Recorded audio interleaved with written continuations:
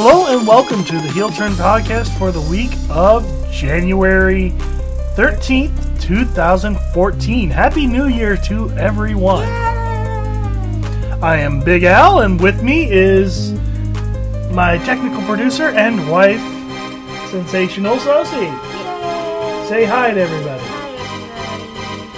Sensational Sosie is kind of bummed, so we'll talk about that later. Okay.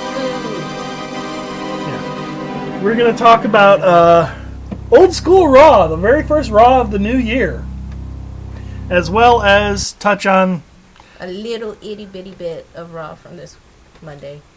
Yeah. Because somebody fell asleep.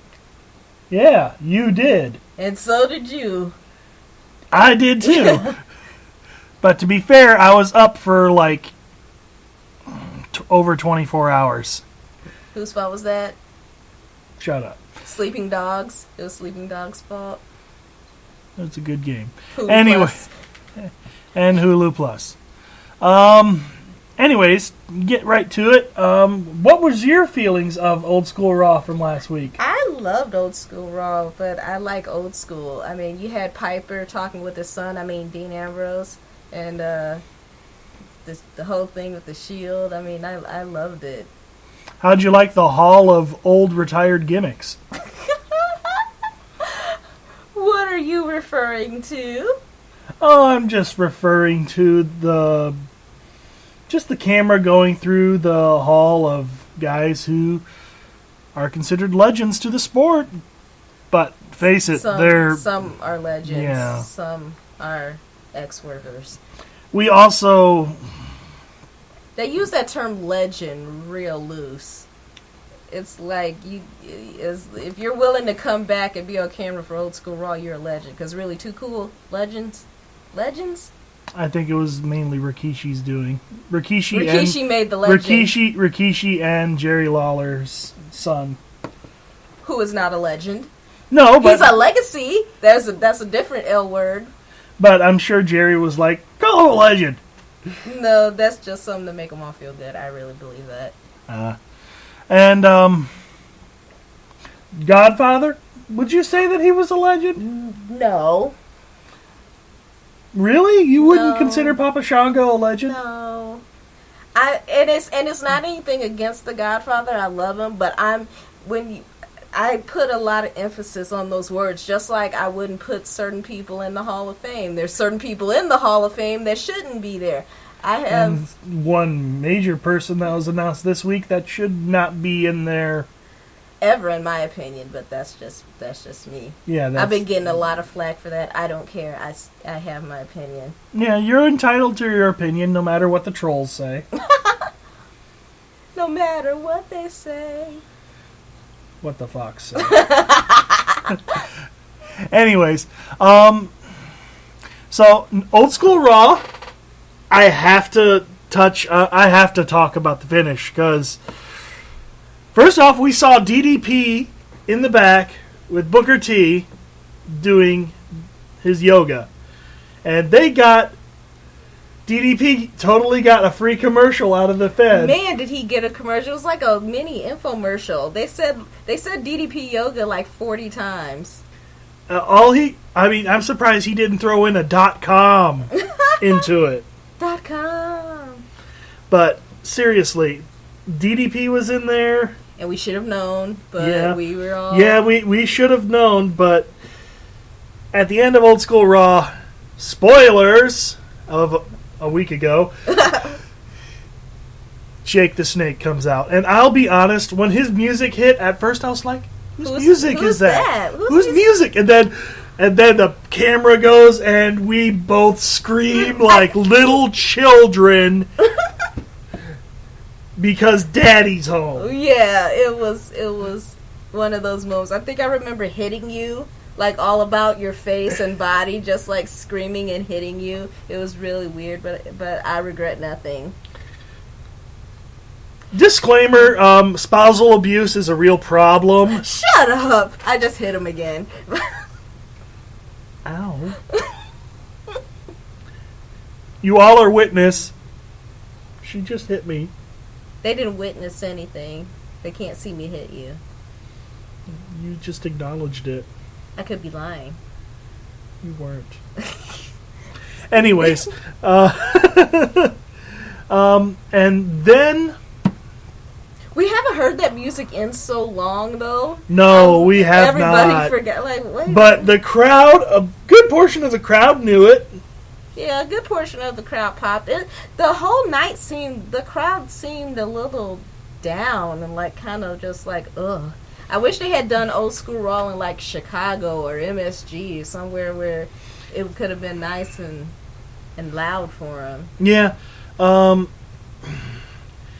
But once everybody saw Jake the Snake, the crowd instantly was like snapped awake. Yeah. Too bad it was like the last 3 minutes of the show. And Damien Mark 4.0, you'd think? Who? Damien 4.0, the Snake. Damien. Oh, Damien. Ooh, probably more than that. But I gotta say, Dean couldn't keep the smile off his face when he had that snake on him. He was like 7 years old again. He's like, I get the snake on my face, and we're like, psh, you're smiling on camera. Like, you can't be smiling on camera. But, and totally him smiling and breaking character when he was in Piper's Pit. He probably had the best time that night. I know. I mean, he got to see his dad, his kayfabe dad. He got to have the snake put on his face. All like his childhood fantasies, all in one night. I don't know. Hogan wasn't there, so. Who knows? He might not have been a Hogan mark. I mean, if they could revive Andre the Giant, I'm sure he would have loved to have gotten body slammed by Andre. Look at us projecting our fantasies on Dean Ambrose. Yay. Yeah. But anyways, Old School Raw was great for a lot of reasons. One being, we got to see Too Cool in a match. Yeah, that was fun. And Scotty 2 Hottie and Grandmaster Sexy looked a lot better than I thought they would. Yeah. I mean, the one just looks like a beefed up version of his dad, so. Yeah. And the other one, yeah. We'll just say yeah. And, you know, the worm is still one of the most ridiculous moves in WWE history. Man, is it terrible, but it's fun to watch. It is. It's like the worst it's like ever. It's like the people's elbow mixed with the Hogan leg drop. But with less impact than those two moves put together. Yeah, I will say this, though. I noticed when Hogan does his leg drop, unlike most people, he spreads his other leg a little bit farther apart. Yeah. To actually give that person's head some room. Yeah. Which I have to admire Hogan for that choice. One thing, there was no chicks on Old School Raw. I want them to bring some old school chicks back. Well, Lita's currently busy. They get Lita and AJ Lee with a CM Punk on a pole match. Are you bringing? Are you bringing back? What's that writer's name? Russo. Are you bringing back Russo for Old School Raw? I mean, it would count. Would he book it? Yeah, he would book it. Because no, that sounds. I just want to see Lita for any reason, because Lita should be in the Hall of Fame. No, you know who should? Speaking of Hall of Fame, it was announced this week that the Ultimate Warrior is going into the Hall of Fame. And you hear my voice, my soul is dying as I'm saying that. Yeah. Like I said, 9-year-old me is really excited. 31-year-old me is pissed because there's so many other people who are far more deserving. Like Terry Runnels. Yeah, no, not. She's more deserving than Warrior. No, I would not say that particularly. Okay, Medusa. Medusa, the one that threw the belt away? Makes about as much sense. Yeah, it makes about as much sense. But I will go with no for her also. I will say this, though. Medusa was amazing in the ring when she was wrestling. Yeah, unlike Warrior. Medusa actually was amazing in the ring. You know she drives monster trucks now? That is super cool. I know, right? Anyways, we're off topic, all over the place. Hey, this is our show. We can do what we want. Good point. It's our party. No, I'm not going to do that. I'm not even going to finish it. Let's go. Keep going. That's, Keep going. You. Yeah, Anyways, you love me. You married me. Let's keep it going. Just to tout somebody else's podcast for a brief moment, had a chance to sit down and listen to the Maria Kanellis, Mike Bennett podcast. The link for it can be found at mariakanellis.org. It's called Maria and Mike in Wonderland. Yes. I actually really enjoyed it. I love that title, too. I know, right?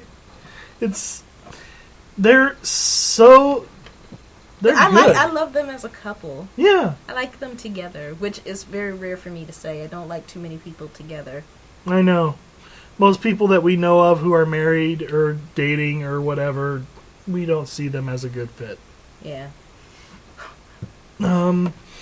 Let's see here. What else could we talk about? Hey, you should probably talk about that interview that you're going to have in this show that you haven't said anything about. I was getting to that. No. I actually had a chance to sit down with a very gifted young lady from the great country of New Zealand. Now, this Kiwi, she premiered in the wrestling ring at 16 after only being trained for 6 months. And they wanted her to come up a lot sooner than she did, but she wanted to train a little more before she did. And I see a great future for this young lady. She's solid in the ring. She actually... Super sweet. Yeah. Nice girl. Despite the fact that she's a heel, she's really nice. Now... What's her name? I'm getting to that. I keep jumping the bit. Yes, you do. You're ruining the show. Oh, you should get a different co-host. No. No. I like you better. Oh, okay. But, we're not going to trash talk him. He's actually a great guy. You can actually pick up his podcast, Smart Chat, a la Pro Wrestling Smart Talk at blogspot.com. That's Pro Wrestling Smart Talk, SMARK Talk. Yeah, that's a mouthful. I know. But you know what? I wish him luck in his show. All his future endeavors. Yeah. I have no animosity towards him. He's still a good guy to me. Anyways, yes, the young lady that we sat down with, Amy Sinclair, is a wrestler out of New Zealand. And I'm looking forward to seeing her keep on going in the world of wrestling. So let's get on with that interview, shall we? Ladies and gentlemen, I give you our interview with Amy Sinclair. Ladies and gentlemen, I am proud to bring you a young lady who's fresh into the wrestling scene, straight out of New Zealand. I give you the wonderful, the talented, the beautiful Amy Sinclair. St. Clair. Yeah, so I'm 17. I'm currently the youngest female wrestler in New Zealand. And I'm hopefully going to move to IPW in the next few weeks, which is currently the leading wrestling promotion in New Zealand. And yeah, hopefully get a bit of my name for myself out there. And hopefully go overseas within the next few years or so. Has anybody been in contact with you out in the other promotions? In New Zealand. In New Zealand? Worldwide. Period. Well, I wrestled every promotion in New Zealand except for one. And, but not so much overseas. I don't really have my name established overseas quite yet, but well, I'm gonna work on it. But this is my first. I just had my first year wrestling last year, as a debut wrestler.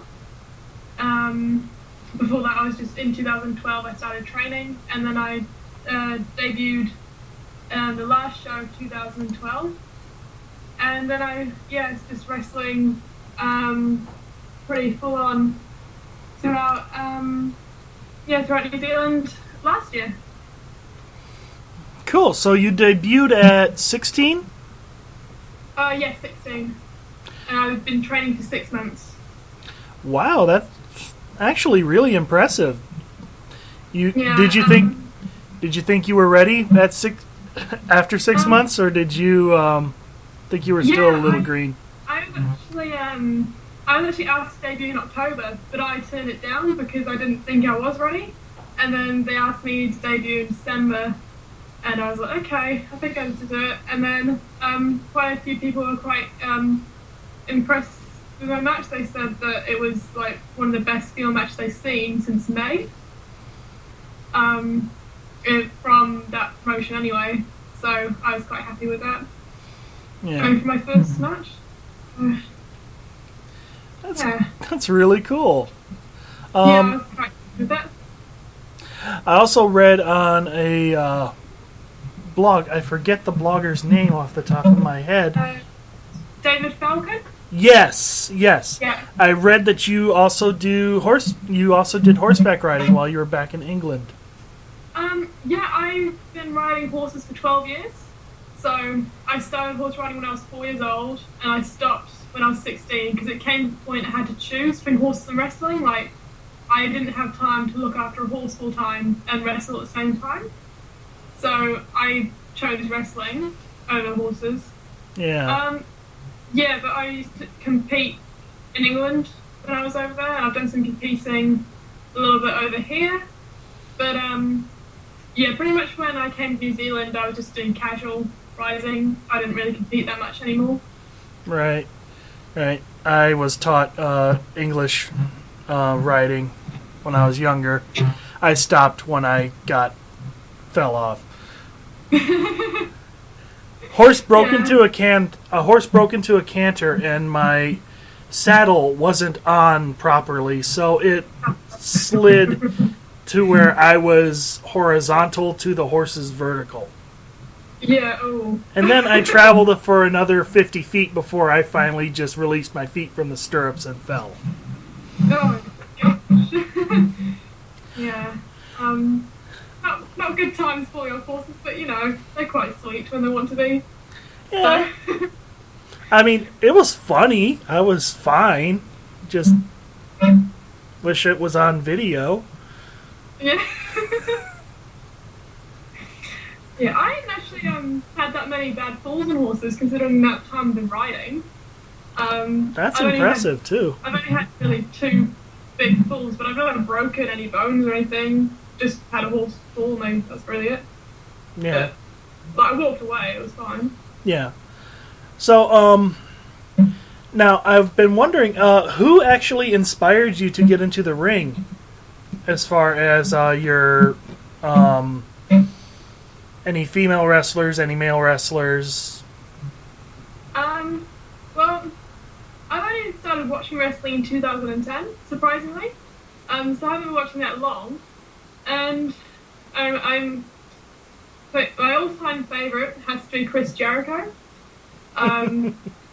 Yeah, he's my favourite.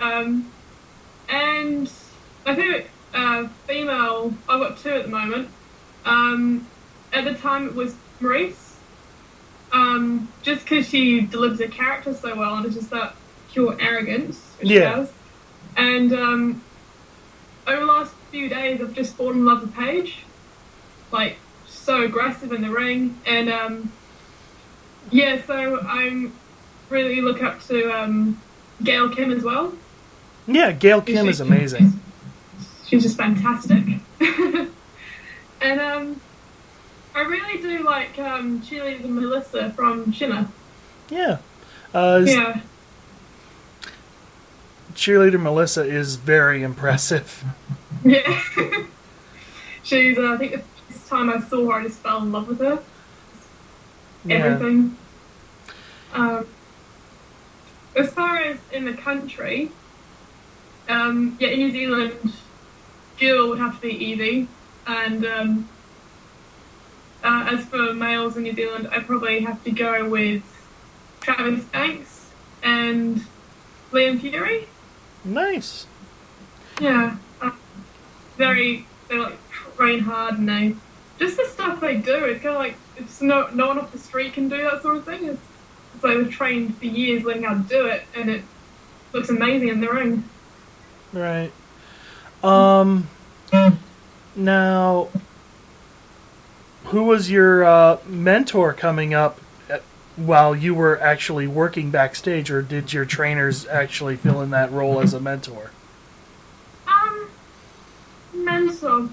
I don't really know, to be honest. I'd probably have to say someone.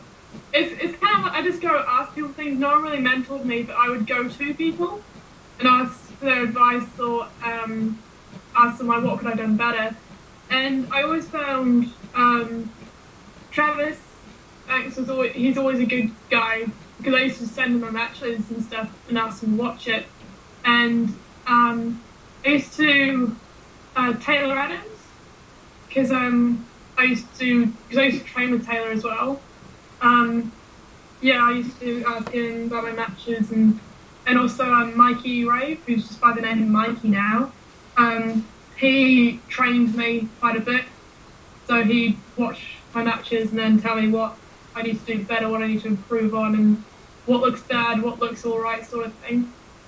So that was always good. Like, there are people who are willing to give you help if you ask for it.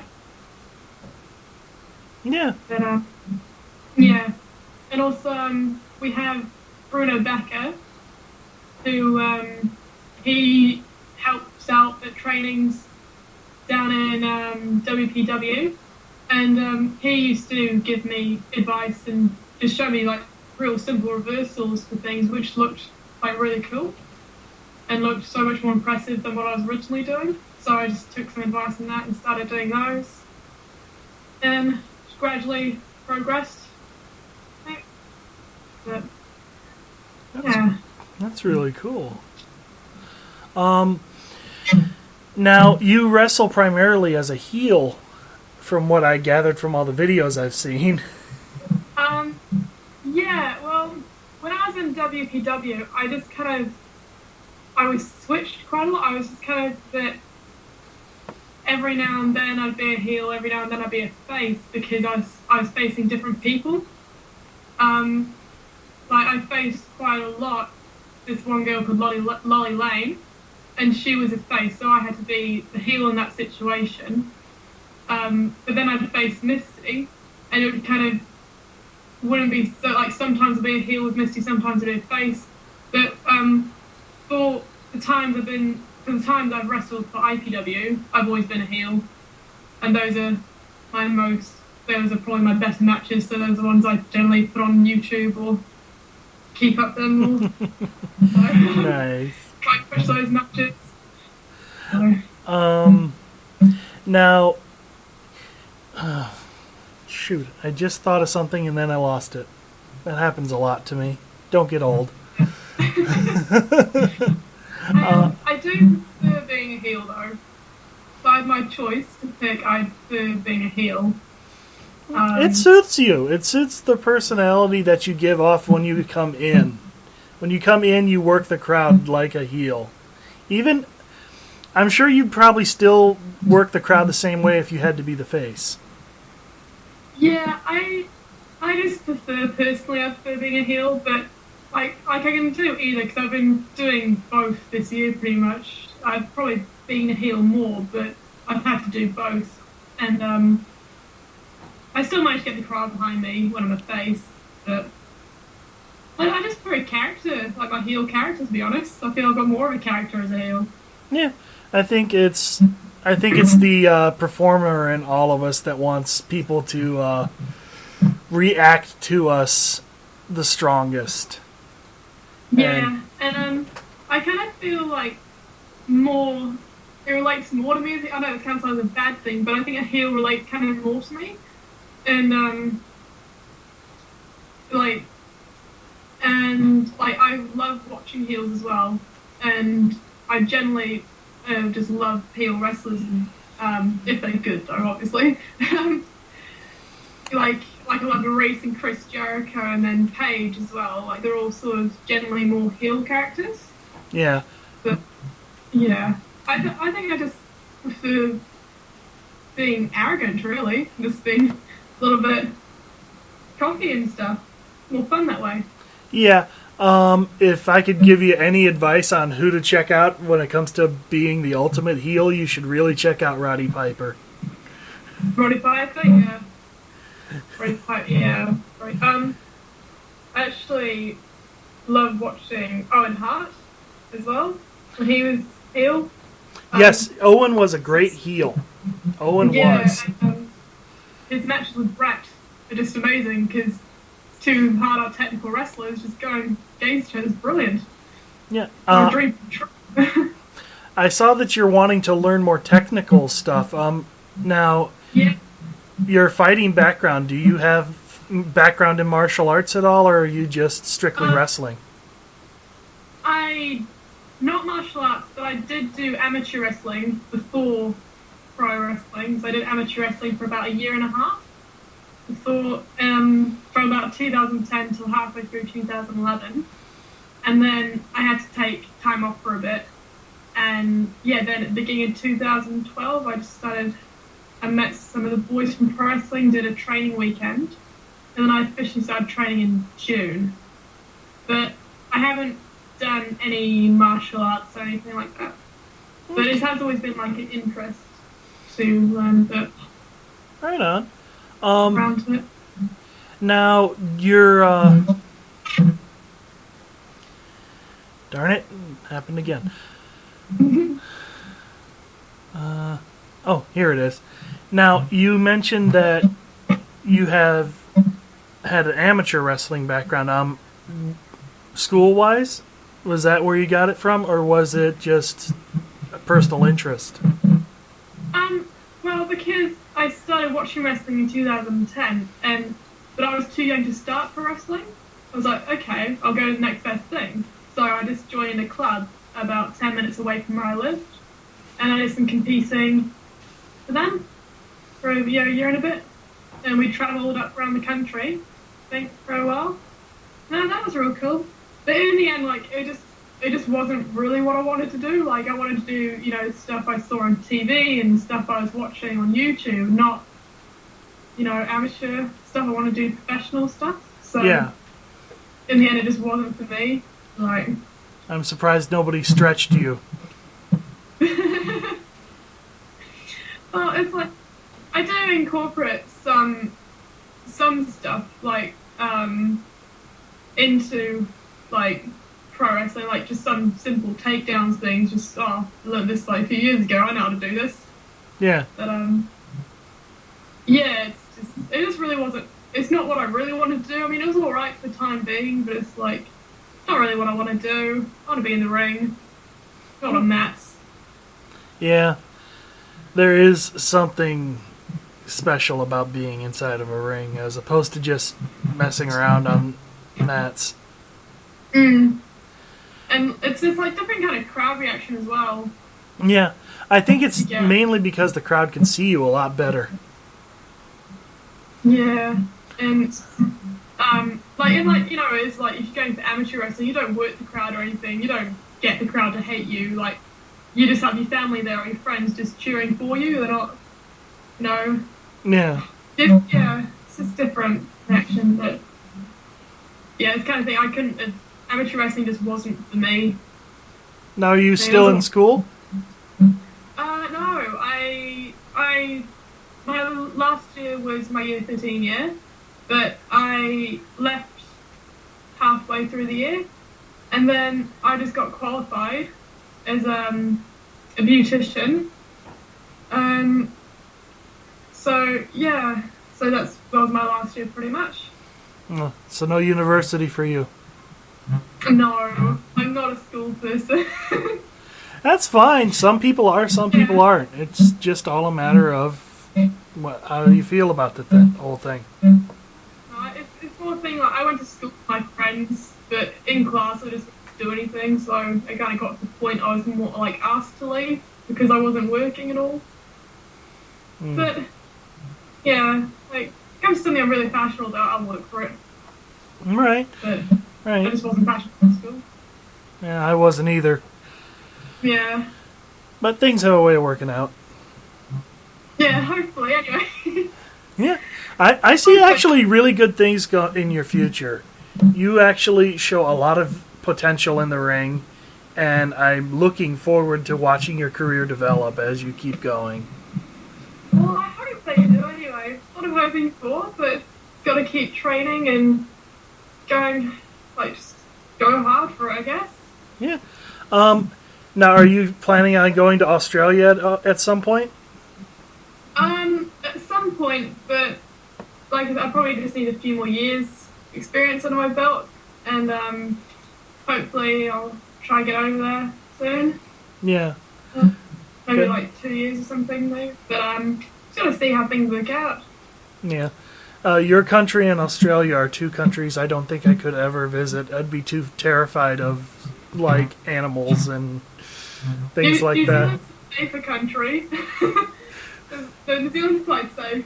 Just Australia's no. Yeah. Now, what is your where do you see yourself, like, career-wise in 10 years? Like, Well, hopefully I'll be wrestling overseas. But like I think pretty much anyone's dream in wrestling, anyone who does professional wrestling, who's serious about it, they want to go to, WWE or TNA, or that's basically the end goal. So hopefully, you know one what? day that's like in the finish line. Yeah. But, Yes. Now, but hopefully I'll be wrestling overseas by then. I hope so too. I hope to one day see you at a Shimmer show, or hopefully, like, WWE or TNA. Yeah, well, it's like 'cause I'm quite young. I'm only 17 now. Yeah. And I've already got years experience, like, wrestling in the ring. But, Have you had to? yeah, hope it works out for the best, really. That's all I can do. Well, I think it will. Yeah. The hardest thing is just getting noticed. You just got to make yourself a little bit different. Yeah. Yeah. There is. I have noticed a severe lacking in actually talented female grapplers when it comes to, like, I've never seen a girl who's a stretcher. Someone who just a submission machine. I reckon probably the closest person to that would probably be Gail Kim. Yeah, and she's good, but I'm thinking of someone who can slap on a submission on any limb at any time. Like the female Daniel Bryan. Yeah. Yeah. No, you don't see a lot of those. No, I kind of agree with you. I don't really know of anyone who's like that. But, maybe Brie Bella will be, considering she's, like, engaged to Daniel Bryan. Maybe she'll be the next submission specialist in WWE. But Yeah. Now, you stay pretty abreast to the current product from what I'm gathering. I sometimes just I keep an eye on what's going on. But generally, I'm not at the moment. My personal opinion, I'm not a big fan of the female division in WWE at the moment. I generally east more towards NXT for the girls. Yeah. There's a girl in NXT right now who they need to bring up. Like, now. I forget her name. Yeah. Paige. Thank you. Yeah, Paige. And and Emma as well. She's from Australia. I think Paige and Emma are probably two I definitely enjoy watching anyway. Yeah. And I just wish that they stop bringing in models and then training them, which they just bring in like girls who are actually trained, like who have had experience for years, like people like Paige and Emma, and bring them in. And like AJ, she's been in the Indies and before she was in WWE. Yeah, And Talia. Yeah, and you know, they all want to create another Trish Stratus, but Trish started out as a wrestling fan on a radio show before she became a wrestler. Yeah. Yeah, I just don't really, and it's like kind of some girls are just in it because they want to get famous. They're not in it because they want to be a wrestler Or marry a rich husband. Yeah, which is kind of annoying because the people who really do want it, their chances of getting thrown out the window. Exactly. Because it's just been wasted by other people, in my opinion, though. But that might, they're WWE, they know what they're doing. They're the biggest promotion for wrestling in the world, so. That's only because they swallowed up all the competition. Yeah, they're the ones left standing, but. Yeah. Is there any, if any of your fans want to get in contact with you, how can they reach you? I have my Twitter account, which is just at Amy Sinclair. And I also have Facebook, which is just facebook.com/Amy Sinclair again. So, yeah, whenever I'm wrestling, I always post it up there and try publicize it. Right. I always know what's happening. Those are pretty much just the two social media I use for wrestling. Yeah. And I've enjoyed watching your matches on YouTube. I think you're actually very impressive. Yeah. I really think that you're going to go far in this business, and I wish you the best of luck. Thank you, that means a lot, and I hope that works out for me, and that I just do the best I can with it, really, so I can hope for. Okay. Well, I'm going to end our interview right here. Okay, well, thank you for having me. Thank you so much for agreeing to this. This was Okay. This was amazing. All right, thanks again, Amy, for the wonderful interview. I've been looking forward to talking to that young lady for a couple months now. We finally had a chance to sit down and talk. Anyways, Sosie, you want to talk about that Fan Fic Fail segment that you had? Yeah, because we were supposed to do a show on last week, and I was all ready with this editorial, and it has now disappeared because technology. So I kind of got it, but I'll have to wing it, so a lot of my cool, funny things might not be there. It's okay. I'll try and be funny to make up for it. Wait, is that a laugh like, yeah, that'll work, or yeah, that'll work? It was you being involved with fan fiction. You saying I don't have an imagination? I'm saying that you're male and straight, and usually butt sex will make you kind of cringe a little. What was that groan? What was that a groan of? I don't know. Okay, then. Get on with the show, will you? All right. My fanfic fail. I don't have really any story to plug this week. I am reading some stuff, but I want to flesh it out a little more before I bring it. I want to make sure that it's fail-worthy or praiseworthy. I really don't know where the story is right now. It's kind of borderline, and I don't want to bring any bleh on the show. But I want to talk about Cody Rhodes, because poor Cody has been abused in fanfiction canon.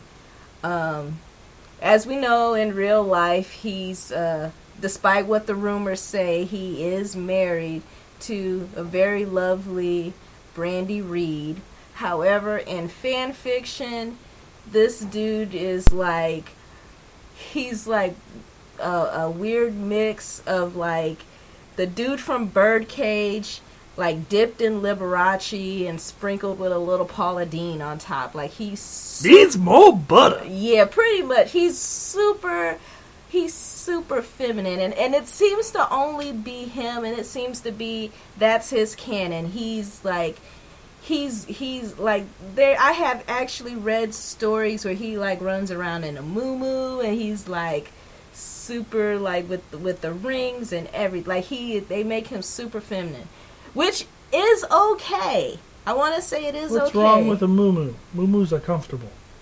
Yeah, and I'm gonna get to that. It's okay, because like there have been stories with like, you know, Randy and John, who, you know, are my favorite couple, so I mention them a lot, where they are more feminized in their stories also. However, there are other stories where they are, you know, alpha male, even like the small guys like Evan and Ray, and they, you know, they have their moments when they're, you know, more on the twinkie kind of feminist side. But they also have, you know, I've read stories where Evan just dominated John, and it was kind of awesome because he was so tiny and he made John beg like a little puppy. It was awesome. But anyway, keep it going. Poor Cody seems to be stuck as being everyone's wife, and it's just kind of like, can we be a little more creative? Can we give him something else? I would love to read a story where he's like the dominant person. Like even like usually Cody's paired with either Randy or Ted DiBiase. How much do you think is out there of Cody Rhodes and Goldust Slash? I'm sure it's out there. I'm not into incest, so I will go nowhere near it. Like, I won't read a story where their names are even listed in as the starring characters, because it could be, you know. Like, I've read stories where Dustin shows up, but no sword touching with brothers. The closest I'll get is I did read a story where Evan, Cody, and Randy were brothers, but they're not really brothers in real life, so it's not so weird. Okay. But real life brothers, no. Brother. But yeah, I would like to challenge, or even if anyone knows of, you know, some fan fiction where Cody isn't, you know, running around with a purse swatting people. Just like, can we have something else for my dear, he needs sweet, a little more dignity. Yeah, my sweet, beautiful Cody. Anything else. Make him a vampire. Make him a werewolf. I don't care. Just something that's not like a Southern Belle. Make him a Cthulhu myth. Make him a Lovecraftian mythos character. Make him turn into a tentacled, winged dragon man giant. Make him a Doctor Who companion. I don't care. Just something else. Yes. Okay, that's all. Just my mini rant on the poor treatment of poor Cody. And Wade Barrett for the next Doctor.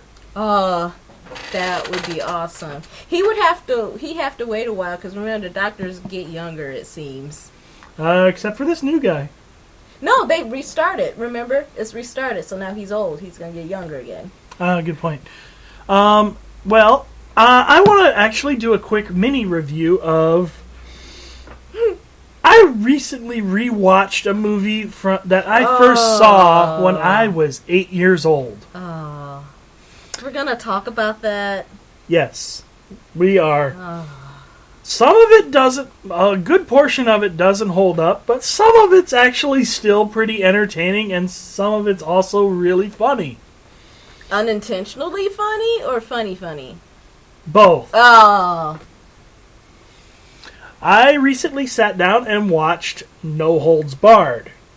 that Hulk Hogan movie from 1989 that was sponsored primarily by the WWF. You could have stopped that Hulk Hogan movie.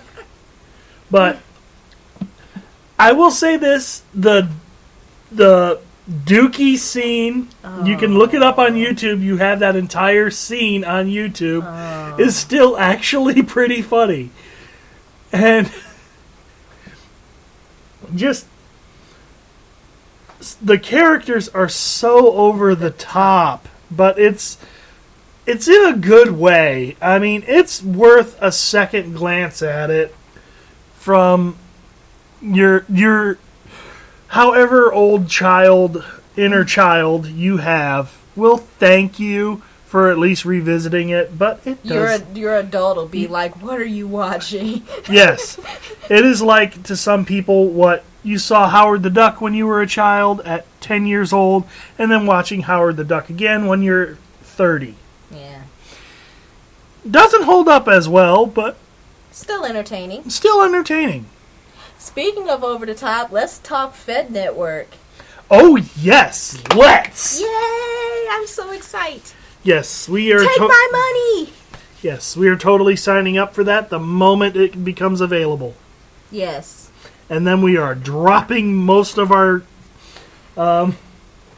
satellite and our satellite. Because who needs that when you have 24 hours of wrestle? Yes. And Netflix and Hulu Plus. And Project Free. And Potlocker. I really believe, like, in the next 10 years, the cable companies are going to be dying. Because if more places start offering this a la carte thing where you can watch what you want to watch when you want to watch, what's the point of having television? Yeah. Well, satellite and cable in this. You know what? You know what's probably going to happen is it'll just be regular TV will just be for the news. Yeah. Yeah, because that's the one thing you can't get, Yet. But anyways, I guess that'll wrap us up. I mean, I'm looking forward to Legends House. How about you? Yes, I'm actually excited, although I know it's going to be, like, super scripted, like that other show that I won't mention because it's terrible. But I am looking... Now, who's going to be on Legends House? Do you know off the top of your head? I know some of them off the top of my head, but I can't name them all. There's Piper, there's Hillbilly Jim, there's... who else? Mean Gene is on there. I think Fink might be on there. I'm not sure about that. Mouth of the South is on there. I think Tony Atlas I saw. That's all I can name. No Sheiky? You know they can't put Sheiky in that house. Why not? It's not going to be on TV. They don't have to bleep it. No, but when everyone wakes up with knives in their chest because Sheiky had an issue last night. Okay. Vince doesn't need another one of those on his hands. Which, there's the other news. They're not going to be censoring Chris Benoit. Really? Nope. They're going to have a disclaimer, which is also stupid, but I'll take it. They're going to have a disclaimer before anything that he's on is showed, but they're no longer going to be censoring him out. Now, here's a question. Will any of Owen's stuff be available? See, that's more of a lawsuit thing with, what's her tits? If there's someone I wish would, like, go in a coma... Like, can we keep Mae Young for a while and give you Martha? Oh, speaking of Mae Young, yeah. The internet wrestling community got bamboozled last week, and I'm not saying that in a positive sense. When is bamboozled ever positive? Yeah, true. But I was totally fooled by TMZ, and... TMZ was fooled. TMZ was fooled as well by a guy who did not get his facts straight. Yeah. Not going to mention any names, just going to say, shame on you. Yeah. But Mae got to figure out, like, how much love she would get if she died. So that's kind of awesome-ish. Yeah, it's kind of like when Alfred Nobel read his obituary and then was like, oh crap, I'm a piece of crap. I better start a Nobel Peace Prize or something. Oh, true life is so funny. Yes. Well, anyways, I think that'll about do it for this all over the place episode of the Heel Turn Podcast. Well, that's what we do when it's just me and you. Yeah. We have fun. Woo. We make it fun. Woo. And if anybody's got a problem with that, we got 2 words for you. Tough. That's one word. I can't count. I went to bed in Harvard. Oh, see? Well, you have to down our alma mater. You can't even say it right, so don't even give me that. Almada, Alfada. Okay, in the show. Alright. I'm braiding my hair. Leave me alone. I am Big Al. Sensational Sosie. Have a week. Get out of my way.